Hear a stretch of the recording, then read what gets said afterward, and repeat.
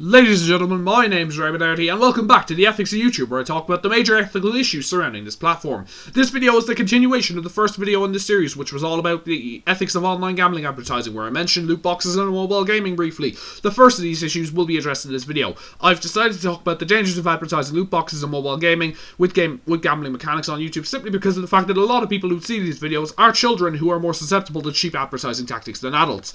I might as well start from the beginning for both of these topics. Loot boxes were first conceived by Matt Pryor, a game designer for Electronic Arts who has mainly worked on the FIFA franchise, which he's been the creative director of since 2016. Back in 2008, EA Sports were developing a game for the UEFA Champions League 2009-2010 season when the publisher lost the rights to the UEFA license, meaning they couldn't use the Champions League in their games. At the same time, FIFA 09 was also in development, and Matt Pryor decided to recycle something that was in the Xbox 360 version of the UEFA Champions League 2006-2007 game called Ultimate Team, which allowed players to make their own football teams using cards that represented players that could be obtained from packs. The difference with the FIFA 09 version would be that players would be able to spend real money on packs to get the cards they wanted. Matt Pryor took this idea to Andrew Wilson, who was an executive producer on the game, and he liked it so much that Ultimate Team was not only introduced it was introduced as a downloadable expansion that would later become not only a regular part of all the EA Sports major franchises like Madden, NFL, and obviously FIFA, but ultimately what the whole FIFA franchise is built around these days. As stated earlier, Matt Pryor became creative director of the FIFA franchise in 2016, while Andrew Wilson became the head of EA Sports in 2011, before being promoted to CEO of Electronic Arts in 2013, and to being a director at Intel in 2017. When the idea of people spending real money on Ultimate Team packs kind of came about, I doubt EA could have seen how badly it would affect people with gambling problems or kids who somehow found their mother or father's credit card. Nowadays, EA have become one of the most hated companies in gaming and in general. They managed to win the award for Worst Company in America twice in a row in 2011 and 2012 from Consumerist magazine. One of the major problems people have with the company is that they neglect every mode in FIFA that isn't Ultimate Team. Ultimate Team's gotten so big that it now generates more than 28% of EA's annual revenue, and that's just for FIFA Ultimate Team alone.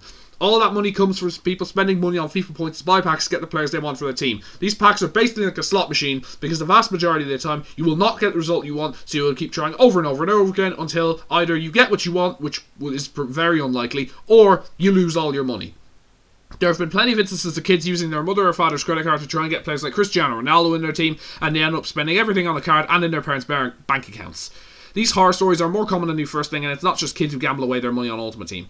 There are plenty of adults who've lost lots of money on the game with no reward, to the point where some of them have even sued EA for this. This year, details linked to boardroom meetings at EA where they openly discussed methods to get people more addicted to spending their money on Ultimate Team. All of this and more has led to backlash from players, parents and politicians who've called for these loot boxes to be banned.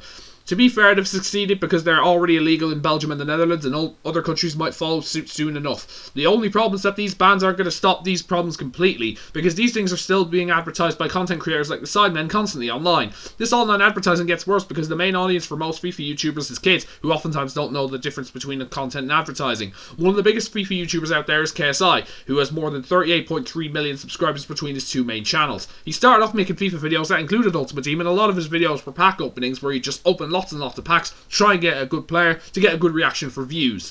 A lot of kids watching his videos wouldn't know how he could open so many, so they'd do anything to get the chance to be like him, including taking their parents' credit cards and spending all the money on packs trying to get someone like Cristiano Ronaldo, greatest footballer of all time, only to end up with someone like Federico Fazio as their best player. YouTube has a massive problem with this sort of thing across all kinds of games with loot boxes, but I've used FIFA as my main example in this episode because it was the first and it's one of the biggest to this day. KSI doesn't do as much FIFA content as he used to, but he still does it from time to time. Another example is Rodashaw, who still mostly makes pack opening videos and is also a member of the Sidemen. His content is more kid friendly than KSI's videos, so more children would see his videos and think that spending lots of money on loot boxes is a way to be good at the game. And instead of YouTube trying to stop these kids from watching these videos by age restricting them, they openly embrace these kinds of channels by putting ones like the Sidemen on the trending tab every time they upload. The result of all of this is that 1 in 10 young gamers fall into debt due to loot boxes, and 31% of them aren't able to track their spending. I put their blame partially on EA and other companies who put loot boxes in their games, but I also put a bit of it on YouTube for allowing this to be promoted for years to kids. Right, thank you all so much for watching this video. I hope you all enjoyed it. Hope you all found it informative. The next episode of the Ethics of YouTube will be about mobile gaming advertising on YouTube, which is another very serious issue. Links to my Facebook, Instagram, Twitch and Steam are in the description below. I will be streaming Saturday night some more Grand Theft Auto 3. Hopefully it goes well. And I just want to thank you all so much for watching this episode of the Ethics of YouTube.